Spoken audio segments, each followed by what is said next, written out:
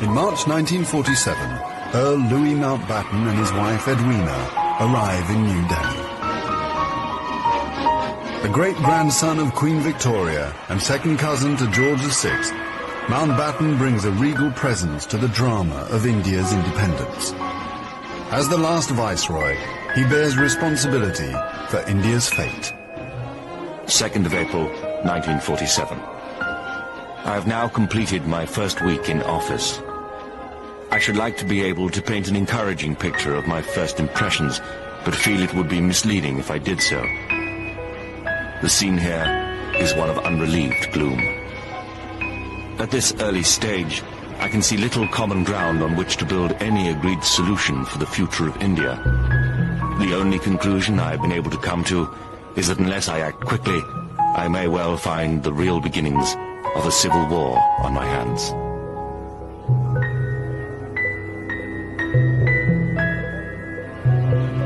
By May, attempts to create a unified India have failed. Gandhi retreats from political life. Muhammad Ali Jinnah, leader of the Muslim League, and Jawaharlal Nehru of the Indian National Congress concede to divide India. Fearing a total loss of control, Mountbatten brings forward the transfer of power to August. Two nations will be created by partition, a secular India and a new homeland for India's Muslims, Pakistan. Nehru addresses the people of India. Long years ago, we made a tryst with destiny, and now the time comes when we shall redeem our pledge. At the stroke of the midnight hour, when the world sleeps, India will awake to life and freedom.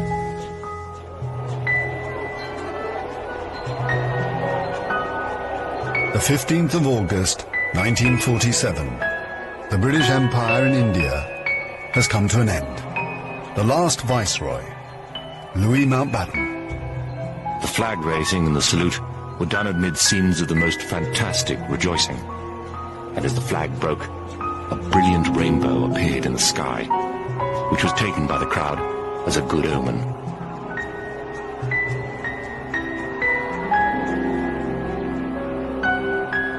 Qasim Muhammad. On the 15th of August came freedom. The freedom to burn, loot and murder.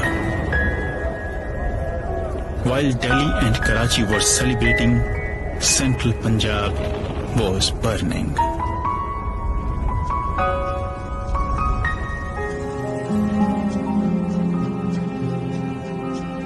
Between August 1947 and March 1948, 4.5 million Hindus and Sikhs are forced to migrate from Pakistan to India.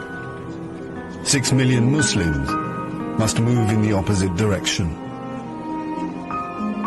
Britons and Indians witness the bloodshed. Shahid Ahmed. It is a battleground. People have gone mad. Trains to Pakistan are being looted and occupants slaughtered. We all knew that carnage was in the offing.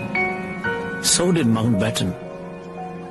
The British Empire, which tried to build India over centuries, can never live down this great tragedy.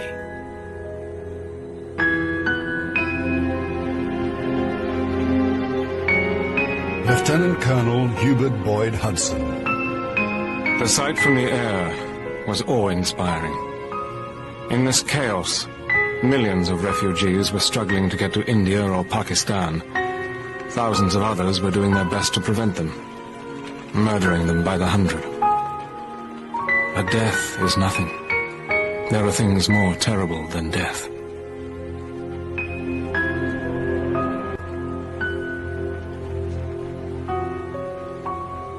$10 million people are displaced in the partition of India.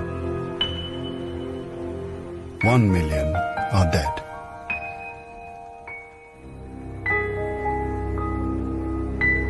By the summer of 1948, most of the British have left. Hubert Boyd Hudson has been in India for 15 years. India is full of ghosts.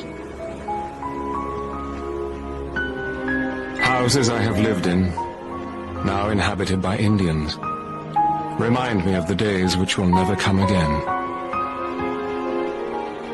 When the Viceroy drove past with a cavalry escort in red coats, I have seen the greatness of the British in India, but now it is all ended, and we are the last to leave, the few who are trying to tidy up the mess which the sudden splitting of an old empire has caused. Britain has lost its greatest imperial possession. Mahatma Gandhi once said that if India became free, the rest of the empire would follow.